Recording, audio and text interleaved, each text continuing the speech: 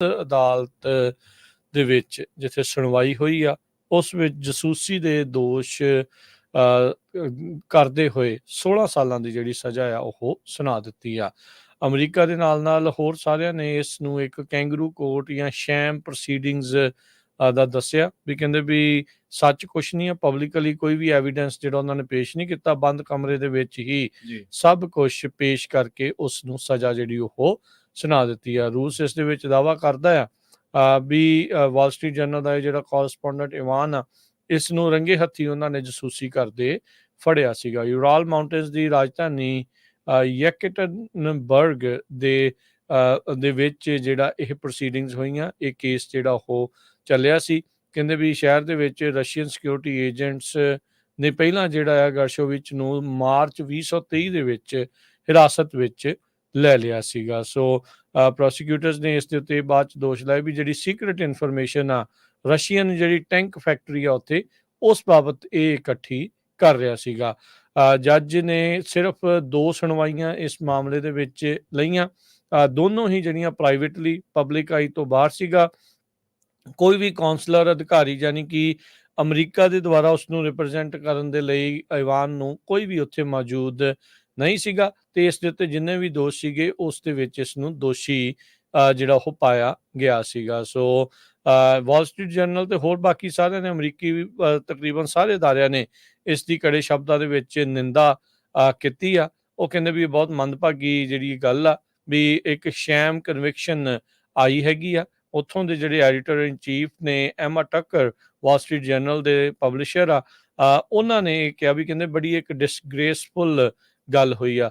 478 ਦਿਨ ਹੋ ਗਏ ਆ ਉਸ ਨੂੰ ਆਲਰੇਡੀ ਉਹ ਜਿਹੜਾ ਉਹ ਜੇਲ੍ਹ ਦੇ ਵਿੱਚ ਆ, ਤੇ ਕਹਿੰਦੇ ਵੀ ਉਸਨੂੰ ਗਲਤ ਢੰਗ ਦੇ ਨਾਲ ਡਿਟੇਨ ਕਰਕੇ ਰੱਖਿਆ ਆ, ਪਰਿਵਾਰ ਤੋਂ, ਉਹਦੇ ਮਿੱਤਰਾਂ ਤੋਂ ਜਿਹੜਾ ਉਸ ਨੂੰ ਦੂਰ ਆ, ਤੇ ਉਹ ਜਿਹੜੀ ਰਿਪੋਰਟਿੰਗ ਕਰਨ ਗਿਆ ਸੀ ਉਸ ਤੋਂ ਹੀ ਇਸ ਨੂੰ ਰੋਕ ਦਿੱਤਾ ਗਿਆ ਆ। ਨਾ ਉਹਨੂੰ ਐਜ਼ ਏ ਜਰਨਲਿਸਟ ਕੰਮ ਕਰਨ ਦਿੱਤਾ ਗਿਆ ਆ, ਤੇ ਨਾਲ ਦੇ ਨਾਲ ਉਸ ਨੂੰ ਧੱਕੇ ਦੇ ਨਾਲ ਅੰਦਰ ਕੀਤਾ ਆ। ਪ੍ਰੈਜ਼ੀਡੈਂਟ ਬਾਈਡਨ ਨੇ ਵੀ ਇਸ ਉੱਤੇ ਸਟੇਟਮੈਂਟ ਜਾਰੀ ਕਰਦੇ ਹੋਏ ਕਿਹਾ ਆ ਵੀ ਕਹਿੰਦੇ ਵੀ ਅੱਜ ਇਵਾਨ ਗਰਸ਼ੋਵਿਚ ਨੂੰ ਜਿਹੜੀ 16 ਸਾਲ ਦੀ ਸਜ਼ਾ ਮਿਲੀ ਆ ਰਸ਼ੀਅਨ ਪ੍ਰਿਜ਼ਨ ਦੇ ਵਿੱਚ, ਜਦ ਕਿ ਉਸਨੇ ਕਿਸੇ ਵੀ ਤਰੀਕੇ ਦਾ ਕੋਈ ਕ੍ਰਾਈਮ ਦੋਸ਼ ਆ ਉਹ ਨਹੀਂ ਕੀਤਾ, ਕਿਸੇ ਤਰੀਕੇ ਦਾ ਕੋਈ ਕ੍ਰਾਈਮ ਨਹੀਂ ਕੀਤਾ।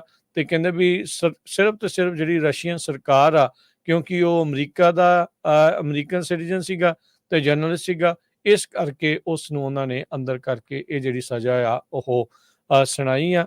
ਤੇ ਉਹਨਾਂ ਨੇ ਕਹਿੰਦੇ ਵੀ ਮੈਂ ਪਹਿਲਾਂ ਵੀ ਕਿਹਾ ਆ, ਤੇ ਯੂਐਨ ਨੇ ਵੀ ਇਹ ਕਨਕਲੂਡ ਕੀਤਾ ਆ ਵੀ ਰਸ਼ੀਆ ਦੇ ਵਿੱਚ ਜਾਣਬੁੱਝ ਕੇ ਇਵਾਨ ਨੂੰ ਰੋਂਗਫੁਲੀ ਡਿਟੇਨ ਕੀਤਾ ਗਿਆ ਸੀ, ਜਿਸ ਦਾ ਕੋਈ ਵੀ ਕ੍ਰਾਈਮ ਨਹੀਂ ਆ। ਸੋ ਇਸ ਲਈ ਕਹਿੰਦੇ ਵੀ ਆਪਾਂ ਦੇਖ ਰਹੇ ਹਾਂ ਵੀ ਰਸ਼ੀਆ ਦੇ ਵਿੱਚ ਜਿਹੜੀ ਪ੍ਰੈਸ ਫਰੀਡਮ ਦਾ ਉਹ ਕਿੱਦਾਂ ਦਾ ਜਿਹੜਾ ਹਾਲਾਤ ਆ, ਤੇ ਕਹਿੰਦੇ ਅਸੀਂ ਅਜਿਹੇ ਸਾਰੇ ਹੀ ਜਰਨਲਿਸਟ ਦੇ ਨਾਲ ਆ ਜਿਨ੍ਹਾਂ ਦੇ ਨਾਲ ਜਿਹੜਾ ਉਹ ਧੱਕਾ ਹੋ ਰਿਹਾ ਆ। ਉਹ ਦੇਖਿਆ ਜਾਵੇ ਤਾਂ ਇਸ ਨੂੰ ਛਡਾਉਣ ਦੇ ਲਈ ਵੀ ਚਰਚਾਵਾਂ ਜਿਹੜੀਆਂ ਉਹ ਚੱਲੀਆਂ ਸੀਗੀਆਂ, ਪਰ ਰੂਸ ਕੋਈ ਹੱਥ ਪੱਲਾ ਜਿਹੜਾ ਉਹ ਨਹੀਂ ਫੜਾ ਰਿਹਾ।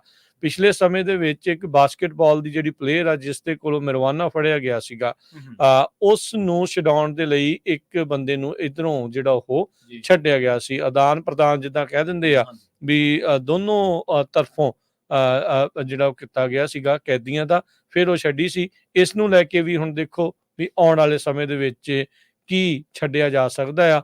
ਰੂਸ ਵੀ ਇਹ ਇੱਕ ਤਰੀਕੇ ਦੇ ਨਾਲ ਜਿਹੜੇ ਵੀ ਅਮਰੀਕਨ ਉੱਥੇ ਜਾਂਦੇ ਆ ਉਹਨਾਂ ਚੋਂ ਕਿਸੇ ਨਾ ਕਿਸੇ ਨੂੰ ਇੱਦਾਂ ਫੜ ਕੇ ਅੰਦਰ ਕਰ ਲੈਂਦਾ ਆ, ਤੇ ਇੱਧਰ ਜਿਹੜੇ ਉਹਨਾਂ ਦੇ ਬੰਦੇ ਅੰਦਰ ਕੀਤੇ ਆ, ਸਜ਼ਾਵਾਂ ਜਿਹੜੀਆਂ ਭੁਗਤ ਰਹੇ ਆ, ਉਹਨਾਂ ਨੂੰ ਛਡਾਉਣ ਦੇ ਲਈ ਇਹ ਹਥਕੰਡਾ ਅਪਣਾ ਲੈਂਦਾ ਆ। ਜੀ ਬਿਲਕੁਲ। ਅਗਲੀ ਖਬਰ ਦੇ ਵੱਲ ਵਧੀਆ, ਇਹਨੂੰ 16 ਸਾਲ ਦੀ ਕੈਦ ਹੋਈ ਹੈ। ਮੈਂ ਸ਼ੁਰੂਆਤੀ ਖਬਰ ਦੇ ਵਿੱਚ ਦੱਸਣਾ ਭੁੱਲ ਗਿਆ। ਇਵਾਨ ਨੂੰ 16 ਸਾਲ ਦੀ ਕੈਦ ਰੂਸ ਦੇ ਵਿੱਚ ਦਿੱਤੀ ਗਈ ਹੈ। ਬੰਗਲਾਦੇਸ਼ ਦਾ ਰੁੱਖ ਕਰੀਏ। ਬੰਗਲਾਦੇਸ਼ ਦੇ ਵਿੱਚ ਜਿਹੜੇ ਪ੍ਰੋਟੈਸਟ ਕੀਤੇ ਜਾ ਰਹੇ ਸੀਗੇ, ਜਿਹੜੇ ਫਰੀडम ਫਾਈਟਰਸ ਆ ਉਹਨਾਂ ਦੇ ਜਵਾਕਾਂ ਨੂੰ ਰਿਜ਼ਰਵੇਸ਼ਨ ਦੇ ਖਿਲਾਫ ਜਿਹੜਾ ਪ੍ਰੋਟੈਸਟ ਸੀਗੇ ਉਹ ਲਗਾਤਾਰ ਜਾਰੀ ਨੇ, ਤੇ AFP ਦੀ ਇੱਕ ਰਿਪੋਰਟ ਦੇ ਮੁਤਾਬਕ ਜਿਹੜੇ ਵਿਦਿਆਰਥੀ ਸੀਗੇ ਇਹਨਾਂ ਦੇ ਵਿੱਚ ਬਹੁਤ ਸਾਰੀਆਂ ਥਾਵਾਂ ਤੇ ਹਿੰਸਾ ਹੋਈ ਹੈ, ਜਿਹੜੇ ਇਹਨਾਂ ਨੇ ਪ੍ਰੋਟੈਸਟ ਕੀਤੇ, ਤੇ ਇਹਨਾਂ ਨੇ ਇੱਕ ਜੇਲ੍ਹ ਦੇ ਉੱਤੇ ਵੀ ਧਾਵਾ ਬੋਲ ਦਿੱਤਾ ਸੀਗਾ, ਤੇ ਉਸ ਤੋਂ ਬਾਅਦ ਸੈਂਕੜੇ ਕੈਦੀਆਂ ਨੂੰ ਇਸ ਜੇਲ੍ਹ ਦੇ ਵਿੱਚੋਂ ਛੁਡਾ ਲਿਆ ਗਿਆ। ਪੁਲਿਸ ਅਧਿਕਾਰੀਆਂ ਨੇ ਦੱਸਿਆ ਕਿ ਕਈ ਵੱਡੀ ਗਿਣਤੀ ਦੇ ਵਿੱਚ ਜਿਹੜੇ ਕੈਦੀ ਆ ਉਹਨਾਂ ਨੂੰ ਛੁਡਵਾ ਲਿਆ ਗਿਆ। ਪਰ ਹੁਣ ਇਹਨਾਂ ਜਿਹੜੇ ਪ੍ਰੋਟੈਸਟ ਨੇ ਇਹਨਾਂ ਦੇ ਵਿੱਚ ਇੱਕ ਹੋਰ ਮੰਦਭਾਗੀ ਗੱਲ ਇਹ ਹੈ ਕਿ ਹੁਣ ਤੱਕ 64 ਮੌਤਾਂ ਜਿਹੜੀਆਂ ਨੇ ਉਹ ਹੋ ਚੁੱਕੀਆਂ ਨੇ। ਕਈ ਥਾਈਂ ਅੱਗਜਨੀ ਦੀਆਂ ਘਟਨਾਵਾਂ ਵਾਪਰੀਆਂ ਨੇ, ਕਈ ਥਾਵਾਂ ਤੇ ਅੱਗ ਲਾ ਦਿੱਤੀ ਗਈ ਹੈ। ਦੱਸਿਆ ਗਿਆ ਹੈ ਕਿ ਸੈਂਕੜੇ ਜਿਹੜੇ ਮੁਜ਼ਾਹਰਾਕਾਰੀ ਆ ਉਹ ਬੀਟੀਵੀ ਆਫਿਸ ਦੇ ਕੈਂਪਸ ਦੇ ਵਿੱਚ ਵੜ ਗਏ ਸੀਗੇ। 60 ਤੋਂ ਜ਼ਿਆਦਾ ਉਹਨਾਂ ਨੇ ਗੱਡੀਆਂ ਉੱਥੇ ਫੂਕ ਦਿੱਤੀਆਂ ਤੇ ਕੱਲ੍ਹ ਹੀ ਉਹਨਾਂ ਨੇ ਜਿਹੜੀ ਸ਼ੇਖ ਹਸੀਨਾ ਉਹਨਾਂ ਨੇ ਬੀਟੀਵੀ ਨੂੰ ਇੰਟਰਵਿਊ ਦਿੱਤਾ ਸੀਗਾ ਤੇ ਜਿਹੜੀਆਂ ਹੋਰ ਉੱਥੋਂ ਦੀਆਂ ਨਿਊਜ਼ ਵੈਬਸਾਈਟਸ ਨੇ, ਉਹਨਾਂ ਨੇ ਦੱਸਿਆ ਕਿ ਹੁਣ ਤੱਕ ਕਰੀਬ 64 ਲੋਕ ਮਾਰੇ ਜਾ ਚੁੱਕੇ ਆ, ਜਿਹੜੇ ਕਿ ਹਫ਼ਤੇ ਤੋਂ ਵੱਧ ਦਾ ਸਮੇਂ ਤੋਂ ਰੋਸ ਮੁਜ਼ਾਹਰੇ ਚੱਲ ਰਹੇ ਆ ਵੱਖ-ਵੱਖ ਥਾਵਾਂ ਤੇ ਬੰਗਲਾਦੇਸ਼ ਦੇ ਵਿੱਚ ਤੇ 2500 ਤੋਂ ਜ਼ਿਆਦਾ ਲੋਕ ਜਿਹੜੇ ਨੇ ਉਹ ਜ਼ਖਮੀ ਹੋਏ ਨੇ। 18 ਜੁਲਾਈ ਦਾ ਲੰਘੀ 18 ਜੁਲਾਈ ਦਾ ਦਿਨ ਜਿਹੜਾ ਉਹ ਬਹੁਤ ਜ਼ਿਆਦਾ ਹਿੰਸਕ ਰਿਹਾ। ਇਸੇ ਦਿਨ 30 ਤੋਂ ਵੱਧ ਲੋਕਾਂ ਦੀ ਇਹਨਾਂ ਰੋਸ ਮੁਜ਼ਾਹਰਿਆਂ ਦੇ ਵਿੱਚ ਮੌਤ ਹੋਈ ਸੀ। ਜੀ, ਬਿਲਕੁਲ। ਕੱਲ ਰਾਸ਼ਟਰਪਤੀ ਟਰੰਪ ਸਾਬਕਾ ਰਾਸ਼ਟਰਪਤੀ ਟਰੰਪ ਹੋਣਾ ਨੇ ਆਰਐਨਸੀ ਦੇ ਐਂਡ ਦੇ ਵਿੱਚ 92 ਮਿੰਟ ਦਾ ਭਾਸ਼ਣ ਜਿਹੜਾ ਉਹ ਦਿੱਤਾ। ਜਿਹੜੀ ਗੋਲੀ ਤੋਂ ਬਾਅਦ ਚ ਅਸੈਸੀਨੇਸ਼ਨ ਦੀ ਅਟੈਂਪਟ ਤੋਂ ਬਾਅਦ ਦੇ ਵਿੱਚ ਪਹਿਲੀ ਵਾਰੀ ਪਬਲਿਕਲੀ ਕਹਿੰਦੇ ਆ ਉਹ ਬੋਲੇ। ਕਾਫੀ ਲੰਬਾ ਚੌੜਾ ਜਿਹੜਾ ਇਹਨਾਂ ਦਾ ਭਾਸ਼ਣ ਜਿਹੜਾ ਉਹ ਚੱਲਿਆ। ਗਾਰਡੀਅਨ ਵਾਲੇ ਹੋਰ ਵੀ ਬਹੁਤ ਸਾਰੇ ਜਿਹੜੇ ਰਿਪੋਰਟ ਕਰ ਰਹੇ, ਕਹਿੰਦੇ ਵੀ ਅਖੀਰ ਤੱਕ ਕਾਫੀ ਲੋਕ ਥੱਕੇ ਹੋਏ ਵੀ ਜਿਹੜੇ ਉਹ ਨਜ਼ਰ ਆ ਰਹੇ ਸੀ।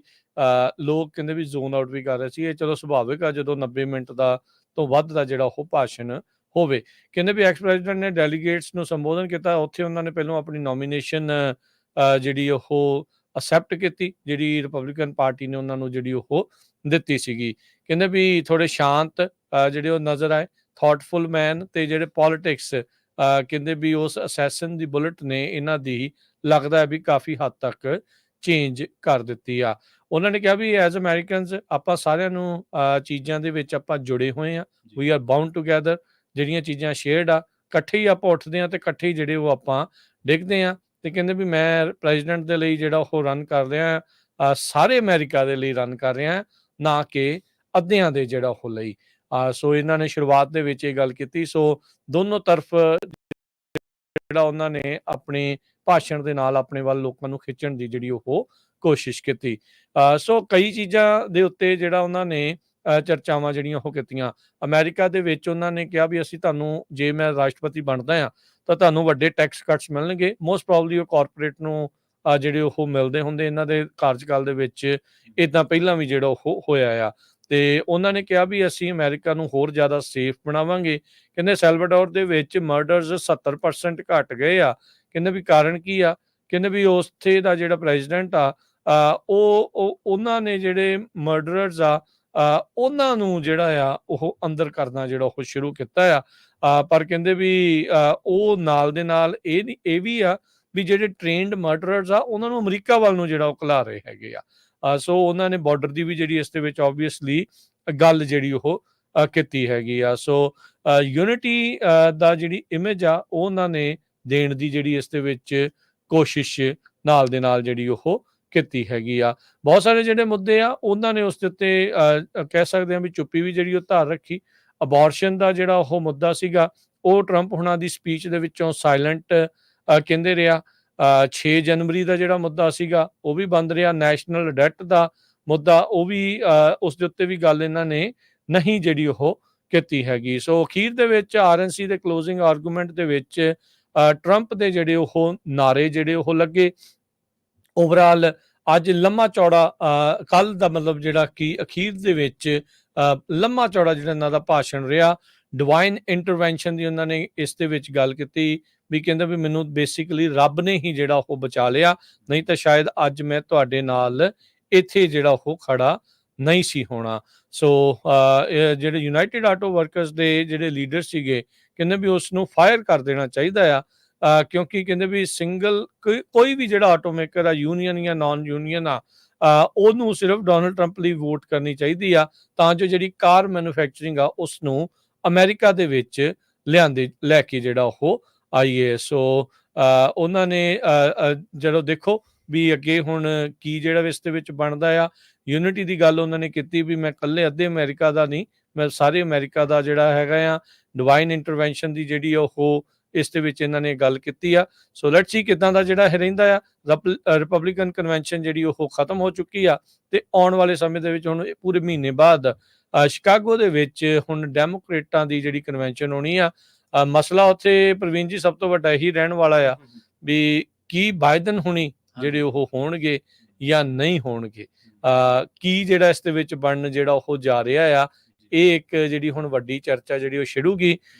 ਕੱਲ ਸ਼ਾਮ ਤੱਕ ਰਿਪੋਰਟਸ ਦੇ ਵਿੱਚ ਇੱਕ ਉਸ ਤੋਂ ਬਾਅਦ ਦੇ ਵਿੱਚ ਜਦੋਂ ਅਸੀਂ ਖਬਰਾਂ ਕੀਤੀਆਂ, ਉਸ ਤੋਂ ਬਾਅਦ ਦੇ ਵਿੱਚ ਵੀ ਇੱਕ ਹੋਰ ਜਿਹੜੇ ਲਾਅਮੇਕਰ ਆ ਉਹਨਾਂ ਨੇ ਬਾਈਡਨ ਹੁਣਾਂ ਨੂੰ ਰੇਸ ਚੋਂ ਬਾਹਰ ਹੋਣ ਦੀ ਸਿਫਾਰਿਸ਼ ਅਪੀਲ ਜਿਹੜੀ ਉਹ ਕਰ ਦਿੱਤੀ ਹੈਗੀ ਆ, ਵੀ ਭਾਈ ਤੁਸੀਂ ਇਸ ਦੇ ਵਿੱਚੋਂ ਨਿਕਲੋ, ਤੁਹਾਡੇ ਨਾਲ ਜਿੱਤਣ ਦੀ ਸੰਭਾਵਨਾ ਡੈਮੋਕ੍ਰੇਟਸ ਦੀ ਬਹੁਤ ਜ਼ਿਆਦਾ ਘੱਟ ਹੈਗੀ ਆ। ਚਾਹੇ ਉਹ ਸਾਬਕਾ ਰਾਸ਼ਟਰਪਤੀ ਓਬਾਮਾ ਹੋਣ, ਚਾਹੇ ਹੋਰ ਲਾਅ ਮੇਕਰਸ ਹੋਣ, ਇਸ ਟਾਈਮ ਕਾਫੀ ਜਾਣਿਆਂ ਨੇ ਤਕਰੀਬਨ 2 ਦਰਜਨ ਅਜਿਹੇ ਲੋਕ ਜਿਹੜੇ ਉਹ ਬਣ ਚੱਲੇ ਆ ਜਿਨ੍ਹਾਂ ਨੇ ਬਾਈਡਨ ਹੁਣਾਂ ਨੂੰ ਰੇਸ ਚੋਂ ਬਾਹਰ ਜਾਣ ਦੇ ਲਈ ਆਖਿਆ ਆ। ਤੇ ਵਾਈਟ ਹਾਊਸ ਦੇ ਵਿੱਚ ਅੰਦਰੂਨੀ ਤੌਰ ਦੇ ਉੱਤੇ ਕਹਿੰਦੇ ਵੀ ਇਹ ਰਿਪੋਰਟਸ ਆ ਰਹੀਆਂ ਆ ਵੀ ਬਾਈਡਨ ਹੁਣੀ ਜਾਣਦੇ ਆ ਵੀ ਉਹਨਾਂ ਨੂੰ ਰੇਸ ਜਿਹੜੀ ਉਹ ਛੱਡਣੀ ਪੈ ਸਕਦੀ ਹੈਗੀ ਆ। ਸੋ ਉਹਦੇ ਲਈ ਹੁਣ ਕਿੱਦਾਂ ਤਿਆਰੀ ਕੱਸ ਰਹੇ ਹੋਣਗੇ, ਇਹ ਜਿਹੜੀ ਇਸ ਟਾਈਮ ਚਰਚਾ ਜਿਹੜੀ ਆ ਉਹ ਚੱਲੇਗੀ, ਜਾਂ ਫਿਰ ਯਕਦਮ ਫਿਰ ਹੋਊਗਾ ਵੀ ਨਹੀਂ ਮੈਂ ਨਹੀਂ ਜਾਣਾ। ਇਹ ਹੁਣ ਵੇਖਣ ਵਾਲੀ ਗੱਲ ਹੋਊਗੀ। ਸੋ ਕਹਿੰਦੇ ਵੀ ਬਾਈਡਨ ਦੇ ਪਰਿਵਾਰ ਨੇ ਆਲਰੇਡੀ ਇਨਫੈਕਟ ਇਹ ਚਰਚਾਵਾਂ ਕਰਨੀਆਂ ਸ਼ੁਰੂ ਕਰ ਦਿੱਤੀਆਂ ਆ ਵੀ ਕਿਸ ਤਰੀਕੇ ਦੇ ਨਾਲ ਰੇਸ ਦੇ ਵਿੱਚੋਂ ਉਹ ਐਗਜ਼ਿਟ ਹੋਣਗੇ, ਯਾਨੀ ਕਿ ਉਹ ਬਾਹਰ ਨਿਕਲ ਸਕਦੇ ਆ। ਸੋ ਇਹ ਇੱਕ ਹੁਣ ਵੱਡੀ ਜਿਹੜੀ ਚੇਂਜ ਆ ਡੈਮੋਕ੍ਰੇਟ ਪਾਰਟੀ ਵੱਲ ਨੂੰ ਆਵੇਗੀ ਜੇ ਅਗਲੇ ਮਹੀਨੇ ਤੱਕ ਕੋਈ ਨਵਾਂ ਜਿਹੜਾ ਉਮੀਦਵਾਰ ਆ ਉਹ ਸਾਹਮਣੇ ਐਲਾਨਦੇ ਨੇ।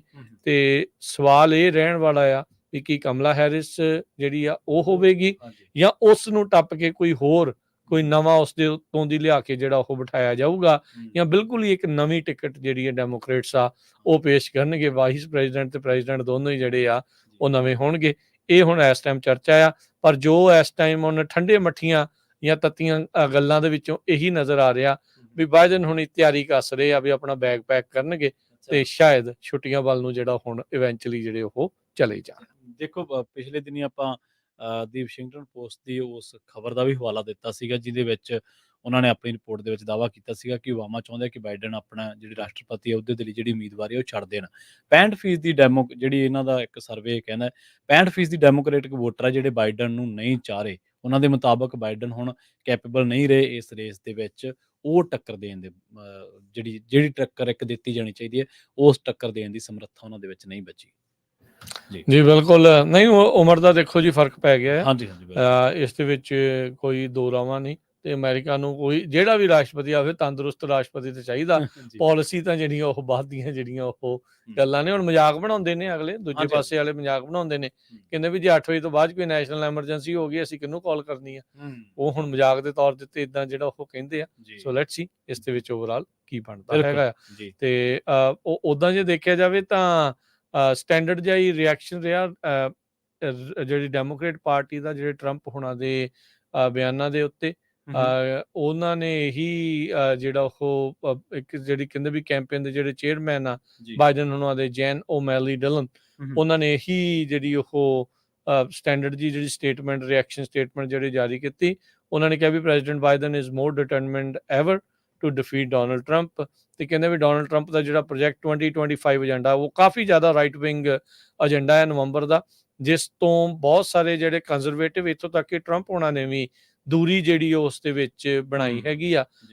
ਉਹ ਬੇਸਿਕਲੀ ਡੈਮੋਕ੍ਰੇਟਸ ਉਸ ਨੂੰ ਟਰੰਪ ਹੋਣਾ ਨਾਲ ਜੋੜ ਕੇ ਦਿਖਾ ਰਹੇ ਆ। ਟਰੰਪ ਹੁਣੀ ਉਸ ਤੋਂ ਜਿਹੜੀ ਉਹ ਆਪਣੀ ਦੂਰੀ ਬਣਾਉਣ ਦੀ ਕੋਸ਼ਿਸ਼ ਕਰ ਰਹੇ ਆ, ਪਰ ਉਹ ਕਹਿ ਰਹੇ ਆ ਵੀ ਇਹ ਕਹਿਣ ਲੋਕਾਂ ਨੂੰ ਜੋ ਮਰਜ਼ੀ ਰਹੇ ਹੁਣ ਵੀ ਅੰਦਰ ਖਾਤੇ ਜਿਹੜਾ ਪ੍ਰੋਜੈਕਟ 2025 ਆ ਇਹਨਾਂ ਦਾ ਆਪਣਾ ਹੀ ਜਿਹੜਾ ਉਹ ਏਜੰਡਾ ਆ। ਤੇ ਕਹਿੰਦੇ ਅਮਰੀਕਾ ਦੇ ਲਈ ਬਹੁਤ ਜ਼ਿਆਦਾ ਘਾਤਕ ਸਾਬਤ ਹੋਵੇਗਾ। ਦੂਰੋਂ ਨੇੜਿਓਂ ਬੈਠੀ ਦੁਨੀਆ ਜਿਹੜੀ ਉਹ ਦੇਖ ਰਹੀ ਹੋਊਗੀ ਵੀ ਮੇ ਵੀ ਜਿਹੜੇ ਆਉਣ ਵਾਲੇ ਨਵੇਂ ਰਾਸ਼ਟਰਪਤੀ ਹੋਣਗੇ ਜੇ ਇਹ ਜਿੱਤਦੇ ਨੇ ਤਾਂ ਉਹਨਾਂ ਦਾ ਕਿੱਦਾਂ ਦੀਆਂ ਪਾਲਿਸੀਜ਼ ਰਹਿਣ ਵਾਲੀਆਂ। ਜੀ ਬਿਲਕੁਲ।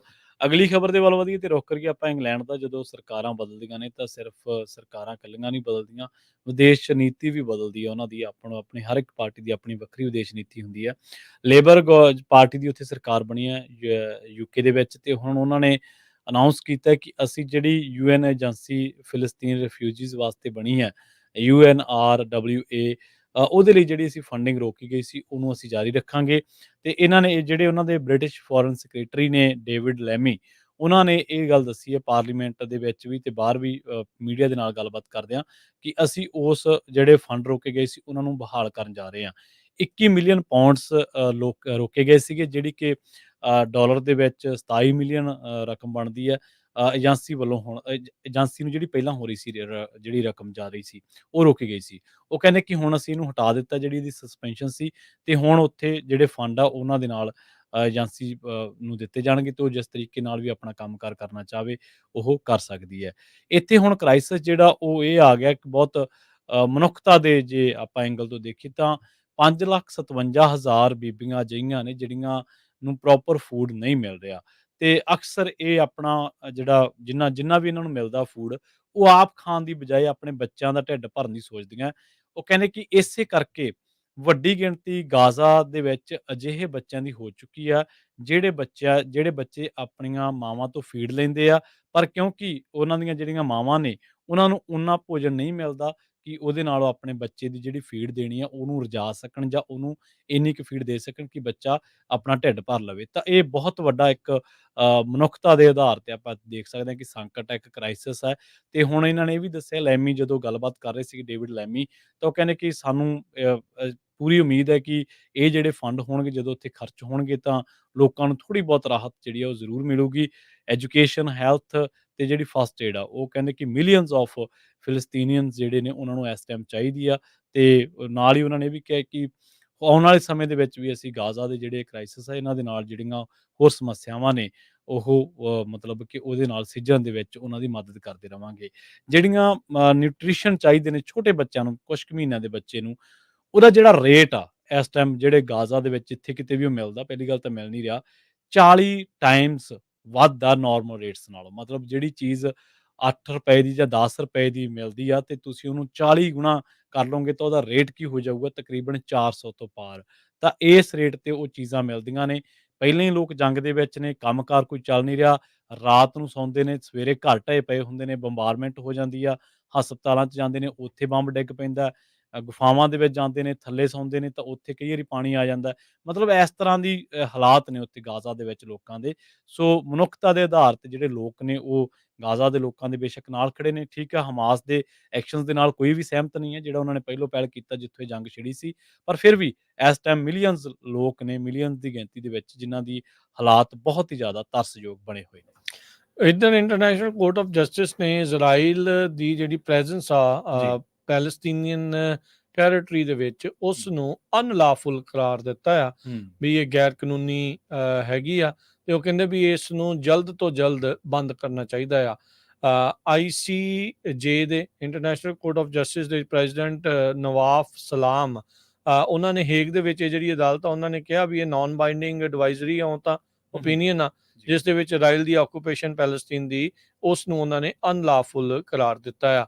ਉਹਨਾਂ ਨੇ ਕਿਹਾ ਵੀ ਇਜ਼ਰਾਈਲ ਨੇ ਆਰਟੀਕਲ 49 ਜਿਹੜਾ 4th ਜਨੇਵਾ ਕਨਵੈਨਸ਼ਨ ਦਾ ਹੈਗਾ ਆ, ਉਸ ਦੇ 6ਵੇਂ ਪੈਰਾਗ੍ਰਾਫ ਦੀ ਉਲੰਘਣਾ ਕੀਤੀ ਆ, ਜੋ ਆਖਦਾ ਆ ਵੀ ਜਿਹੜੀ ਆਕੂਪਾਈਂਗ ਪਾਵਰ ਆ ਉਹ ਕਿਸੇ ਨੂੰ ਡਿਪੋਰਟ ਨਹੀਂ ਕਰ ਸਕਦੀ, ਟਰਾਂਸਫਰ ਨਹੀਂ ਕਰ ਸਕਦੀ ਸਿਵਿਲੀਅਨ ਪਾਪੂਲੇਸ਼ਨ ਨੂੰ, ਜਦੋਂ ਟੈਰੀਟਰੀ ਨੂੰ ਜਿਹੜੀ ਉਹ ਆਕੂਪਾਈ ਕਰਦੀ ਆ। ਪਰ ਉਹਨਾਂ ਨੇ ਕਿਹਾ ਵੀ ਜਿਹੜਾ ਇਜ਼ਰਾਈਲੀ ਸੈਟਲਮੈਂਟ ਦੇ ਵਿੱਚ ਜਿਹੜੀ ਵੈਸਟ ਬੈਂਕ ਤੇ ਈਸਟ ਜੈਰੂਸਲਮ ਦੇ ਵਿੱਚ ਹੋਈ ਆ, ਉੱਥੇ ਇਹਨਾਂ ਨੇ ਇੰਟਰਨੈਸ਼ਨਲ ਕਾਨੂੰਨਾਂ ਦੀ ਉਲੰਘਣਾ ਜਿਹੜੀ ਉਹ ਕੀਤੀ ਆ। 15 ਜੱਜ ਦੇ ਜਿਹੜੇ ਪੈਨਲ ਆ, ਉਹਨਾਂ ਨੂੰ ਜਿਹੜੀ ਇਹ ਆਪਣੀ ਰੀਡਿੰਗਸ ਆ, ਆਪਣੀਆਂ ਫਾਈਂਡਿੰਗਸ ਆ, ਉਸ ਨੂੰ ਰੀਡ ਕਰਕੇ ਜਿਹੜਾ ਉਹ ਦੱਸ ਰਹੇ ਸੀ, ਉਹ ਸੁਣਾ ਰਹੇ ਸੀ। ਤੇ ਨਾਲ ਹੀ ਉਹਨਾਂ ਨੇ ਕਿਹਾ ਵੀ ਇਜ਼ਰਾਈਲ ਦੀਆਂ ਜਿਹੜੀਆਂ ਪਾਲਿਸੀਜ਼ ਤੇ ਪ੍ਰੈਕਟਿਸਿਸ ਆ ਪੈਲਸਤੀਨੀਅਨ ਜਿਹੜੀ ਟੈਰੀਟਰੀ ਦੇ ਵਿੱਚ, ਉਹ ਬੇਸਿਕਲੀ ਅਨੈਕਸੇਸ਼ਨ ਦੇ ਵੱਲ ਨੂੰ, ਯਾਨੀ ਕਿ ਉਸ ਇਲਾਕੇ ਨੂੰ ਪੈਲਸਤੀਨ ਦੇ ਨਾਲੋਂ ਤੋੜਨ ਵਾਲੀ ਗੱਲ ਨੂੰ ਜਿਹੜੀਆਂ ਉਹ ਵੱਧ ਰਹੀਆਂ ਆ। ਸੋ ਪੈਲਸਤੀਨੀਅਨ ਦਾ ਕਿਸ ਟਾਈਮ ਦੇ ਤੇ ਵੱਡਾ ਮੁਲਕ ਹੁੰਦਾ ਸੀਗਾ, 47 ਦੇ ਵਿੱਚ ਹੀ ਜਿਹੜਾ ਆ ਉੱਥੇ ਇਜ਼ਰਾਈਲ ਬਣਿਆ। ਇਜ਼ਰਾਈਲ ਹੌਲੀ ਹੌਲੀ ਆਪਣਾ ਜਿਹੜਾ ਉਹ ਕਬਜ਼ਾ ਜਾਂ ਆਪਣੇ ਅਧੀਨ ਦਾਇਰਾ ਜਿਹੜਾ ਉਸ ਨੂੰ ਵਧਾਉਂਦਾ ਰਿਹਾ ਆ, ਤੇ ਹੁਣ ਇਹ ਜਿਹੜਾ ਜਿੰਨਾ ਥੋੜੇ ਜਿਹੇ ਦੋ ਹਿੱਸੇ ਬਚੇ ਸੀ, ਇੱਕ ਜਿਹੜਾ ਜਿਸ ਤੇ ਜਿਹੜਾ ਗਾਜ਼ਾ ਪੱਟੀ ਆ, ਤੇ ਇੱਕ ਜਿਹੜਾ ਵੈਸਟ ਬੈਂਕ ਆ, ਉਹਦੇ ਵਿੱਚ ਵੀ ਜਿਹੜੇ ਇਜ਼ਰਾਈਲ ਵਾਲੇ ਆ, ਉਹਨਾਂ ਦੇ ਦੁਆਰਾ ਉਹ ਲੋਕਾਂ ਨੂੰ ਉੱਥੋਂ ਖਦੇੜਿਆ ਜਾ ਰਿਹਾ ਆ, ਤੇ ਆਪਣੀਆਂ ਜਿਹੜੀਆਂ ਘਰ ਆ ਉਹ ਲਗਾਤਾਰ ਸੈਟਲਮੈਂਟਸ ਆ ਉਹਨਾਂ ਨੂੰ ਬਣਾਇਆ ਜਾ ਰਿਹਾ ਆ, ਤੇ ਉਸ ਨੂੰ ਅੱਜ ਇਹਨਾਂ ਨੇ ਗੈਰ ਕਾਨੂੰਨੀ ਆਖ ਦਿੱਤਾ ਹੈਗਾ। ਜੀ, ਰਾਜਕਰਮਵੀਰ ਸਿੰਘ ਜੀ, ਇੱਥੇ ਆਪਾਂ ਇੱਕ ਬ੍ਰੇਕ ਲਈ ਰੁਕਦੇ ਹਾਂ। ਬ੍ਰੇਕ ਤੋਂ ਬਾਅਦ ਖਬਰਾਂ ਦਾ ਸਿਲਸਿਲਾ ਜਾਰੀ ਰੱਖਾਂਗੇ।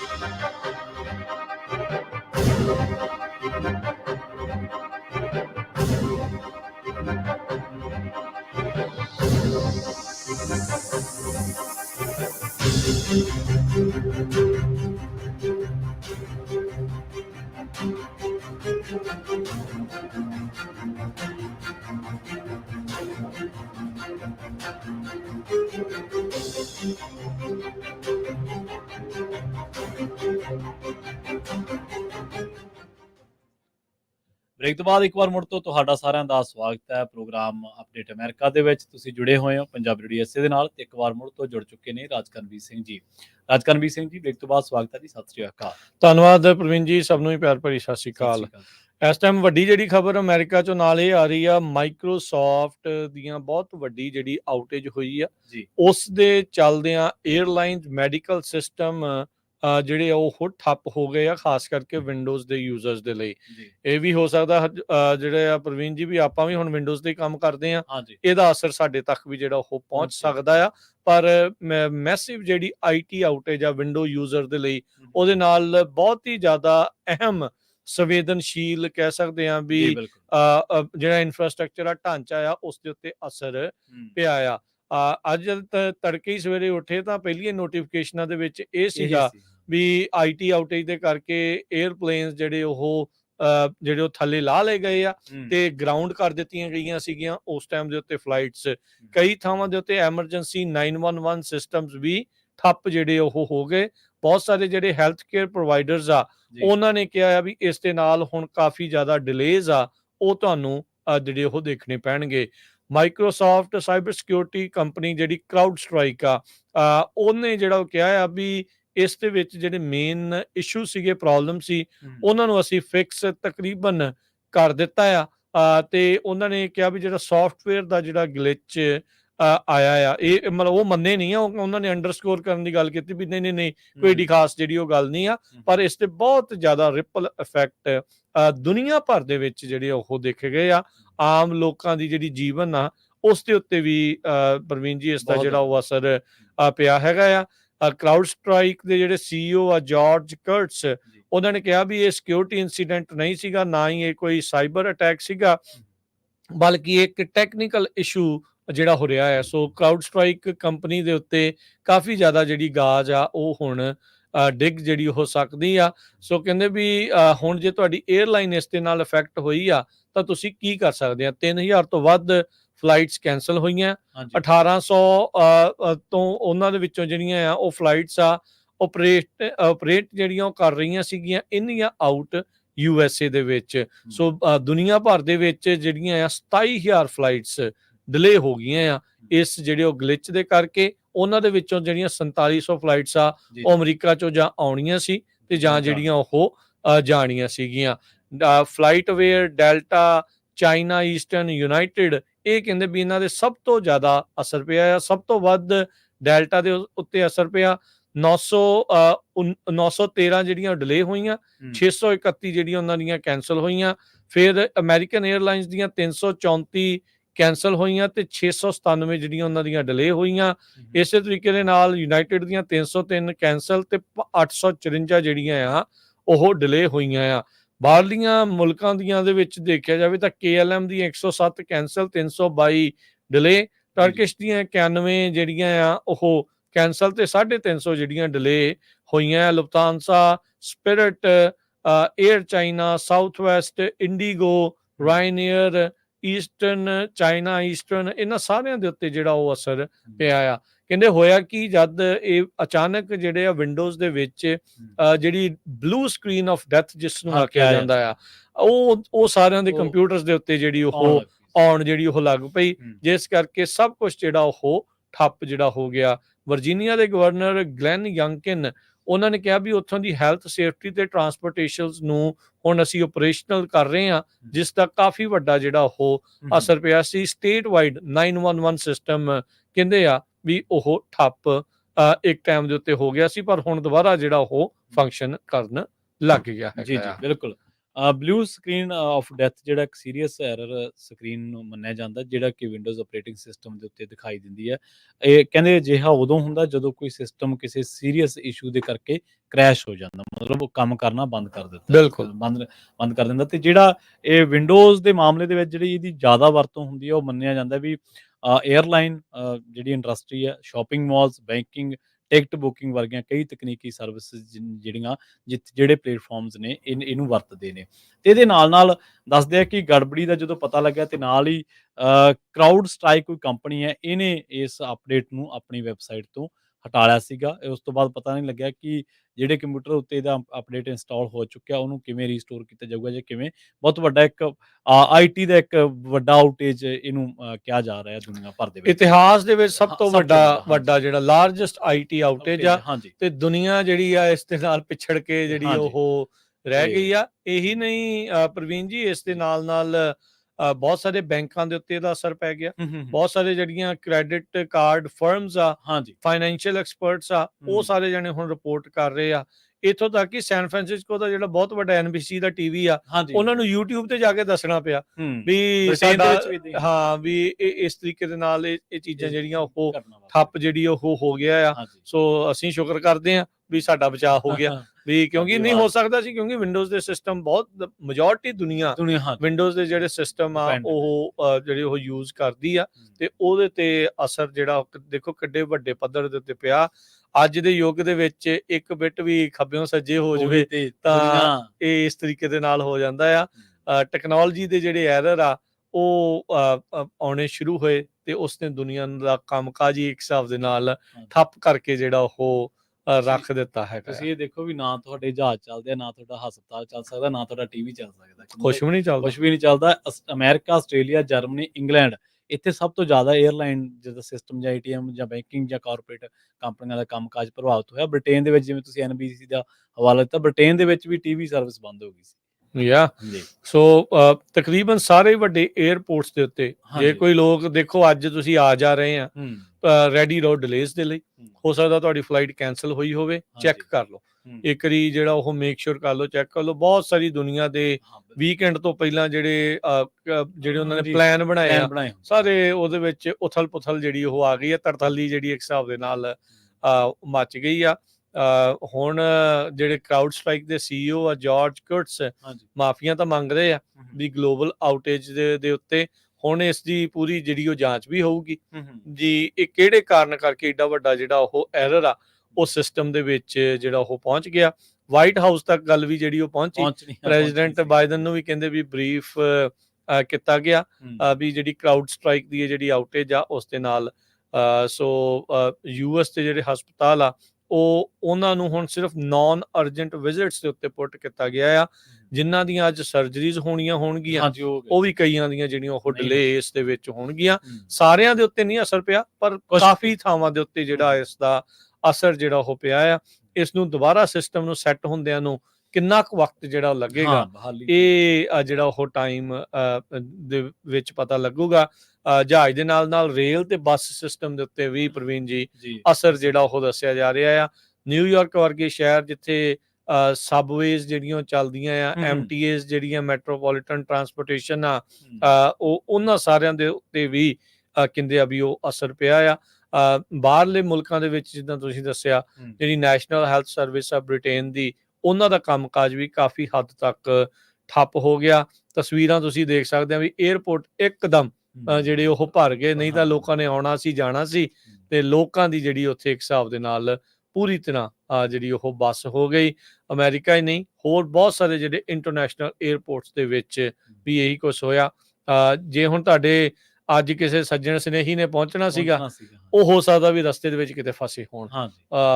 ਹੋਪਫੁਲੀ ਇੰਟਰਨੈਟ ਉਹਨਾਂ ਦਾ ਚੱਲਦਾ ਹੋਵੇ ਤੇ ਐਟਲੀਸਟ ਉਹ ਤੁਹਾਡੇ ਨਾਲ ਸੰਪਰਕ ਜਿਹੜਾ ਉਹ ਬਣਾ ਸਕਣ। ਵਾਲਮਾਰਟ, ਕੋਕਾ ਕੋਲਾ, ਸ਼ੇਵਰਨ, HP, ਸੀਮੈਂਸ, ਇਹ ਉਹ ਕੰਪਨੀਆਂ ਨੇ ਜਿਹੜੀਆਂ ਮਾਈਕਰੋਸਾਫਟ ਤੇ ਡਿਪੈਂਡ ਨੇ। ਹੈਲਥ ਦੇ ਵਿੱਚ ਚਿਲਡਰਨਸ ਤੇ ਹੋਰ ਐਡਵੈਂਟ ਹੈਲਥ, ਇਹ ਉਹਦੇ ਤੇ ਡਿਪੈਂਡ ਨੇ। ਨਾਸਾ ਦਾ ਵੈਦਰ ਚੈਨਲ, ਜਿੰਨੇ ਵੀ Harvard University, American Red Cross ਤੋਂ ਲੈ ਕੇ ਬਹੁਤ ਵੱਡੇ ਅਦਾਰੇ ਨੇ ਜਿਹੜੇ ਇਹਦੇ ਤੇ ਡਿਪੈਂਡੈਂਟ ਨੇ। ਸੋ ਅਮਰੀਕਾ ਵਿੱਚ ਤਾਂ ਕਹਿੰਦੇ ਵੀ 에ਅਰਲਾਈਨਸ ਹੁਣ ਚੱਲਣੀਆਂ ਸ਼ੁਰੂ ਹੋ ਗਈਆਂ। ਫਲਾਈਟਸ ਜਿਹੜੀ ਆ ਉਸ ਦੀ ਬਹਾਲੀ ਹੋ ਗਈ ਆ, ਪਰ ਉਸ ਦਾ ਅਸਰ ਜਿਹੜਾ ਉਹ ਰਹਿਣਾ ਆ। ਸਟਾਕ ਪ੍ਰਾਈਸ ਜਿਹੜਾ ਕਰਾਊਡ ਸਟ੍ਰਾਈਕ ਦਾ ਆ, ਉਹ ਫਿਰ ਆਬਵੀਅਸਲੀ ਕਾਫੀ ਜ਼ਿਆਦਾ ਡਿੱਗਣਾ ਹੀ ਸੀਗਾ। ਇਹ ਬਣਦਾ ਹੀ ਸੀਗਾ ਉਹਨਾਂ ਦਾ ਨਾ, ਫਿਰ ਉਸ ਚੀਜ਼ ਦੇ ਵਿੱਚ ਤਾਂ ਉਹ ਅਸਰ ਜਿਹੜਾ ਉਹ ਪੈਣਾ ਹੀ ਪੈਣਾ ਸੀ। ਪਰ ਕਾਫੀ ਵੱਡੀ ਜਿਹੜੀ ਧੜਥੱਲੀ ਆ ਇੱਕ ਟਾਈਮ ਦੇ ਉੱਤੇ ਜਿਹੜੀ ਉਹ ਮੱਚ ਗਈ ਆ। ਸੋ ਇਸ ਕੰਪਨੀ ਨੂੰ ਜਿਹਨੂੰ ਹੁਣ ਨਹੀਂ ਵੀ ਪਤਾ ਹੋਊਗਾ ਉਹਨੂੰ ਕਰਾਊਡ ਸਟ੍ਰਾਈਕ ਦਾ ਜਿਹੜਾ ਹੁਣ ਪਤਾ ਲੱਗ ਗਿਆ। ਪਤਾ ਜਿਹੜਾ ਉਹ ਲੱਗ ਗਿਆ ਆ। ਇਹ Texas based cyber security company ਆ ਕਰਾਊਡ ਸਟ੍ਰਾਈਕ। ਉਹਨਾਂ ਨੇ ਕਿਹਾ ਵੀ ਇੱਕ ਸਿੰਗਲ ਕੰਟੈਂਟ ਅਪਡੇਟ ਜਿਹੜੀ ਸੀਗੀ ਵਿੰਡੋਜ਼ ਦੇ ਵਿੱਚ, ਉਹਦੇ ਵਿੱਚ ਡਿਫੈਕਟ ਇਹਨਾਂ ਨੂੰ ਲੱਭਾ ਸੀ ਤੇ ਉਹ ਡਿਫੈਕਟ ਦੇ ਨਾਲ ਬਲੂ ਸਕਰੀਨ ਆਫ ਡੈਥ ਜਿਹੜੀ ਆ ਉਸ ਨੇ ਸਾਰੇ ਪਾਸੇ ਜਿਹੜੀ ਉਹ ਧੜਥੱਲੀ ਮਚਾ ਦਿੱਤੀ।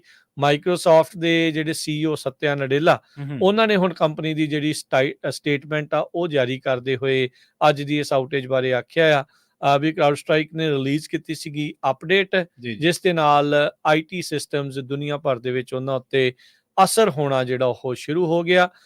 ਤੇ ਕਹਿੰਦੇ ਵੀ ਇੰਡਸਟਰੀ ਨੂੰ ਹੁਣ ਅਸੀਂ ਜਿਹੜੀ ਮਦਦ ਪਹੁੰਚਾ ਰਹੇ ਹਾਂ, ਕਸਟਮਰਸ ਨੂੰ ਟੈਕਨੀਕਲ ਗਾਈਡੈਂਸ ਦੇ ਰਹੇ ਹਾਂ, ਸਪੋਰਟ ਕਰ ਰਹੇ ਹਾਂ ਤਾਂ ਜੋ ਉਹਨਾਂ ਦੇ ਜਿਹੜੇ ਸਿਸਟਮ ਆ ਉਹ ਦੁਬਾਰਾ ਆਨਲਾਈਨ ਆ ਸਕਣ।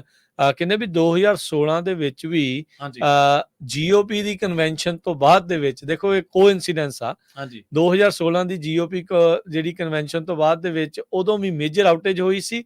ਇਹ 2024 ਦੇ ਵਿੱਚ ਵੀ ਇਦਾਂ ਹੀ ਹੋਇਆ ਸੀ।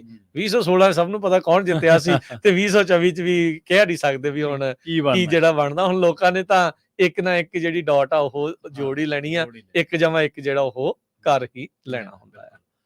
ਤੇ ਇੱਥੇ ਆਪਾਂ ਇੱਕ ਹੋਰ ਸ਼ਾਰਟ ਬ੍ਰੇਕ ਦੀ ਲੋੜ ਹੈ ਜੀ, ਸਮਾਂ ਹੋ ਗਿਆ ਬ੍ਰੇਕ ਦਾ, ਤੇ ਬ੍ਰੇਕ ਤੋਂ ਪਾਰ ਕੁਝ ਖਬਰਾਂ ਹੋਰ ਨੇ ਜਿਨ੍ਹਾਂ ਤੇ ਚਰਚਾ ਕਰਾਂਗੇ।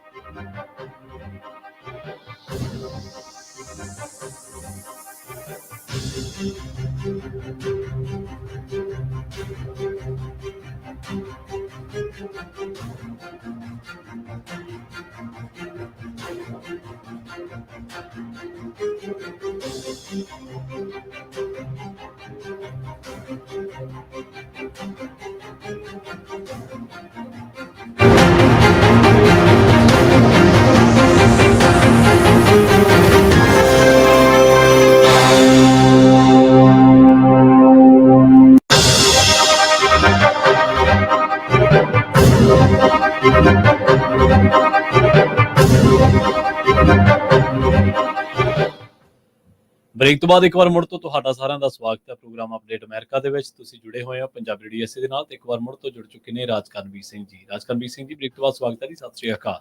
ਧੰਨਵਾਦ ਪ੍ਰਵੀਨ ਜੀ, ਸਭ ਨੂੰ ਹੀ ਪਿਆਰ ਭਰੀ ਸਤਿ ਸ੍ਰੀ ਅਕਾਲ ਜੀ।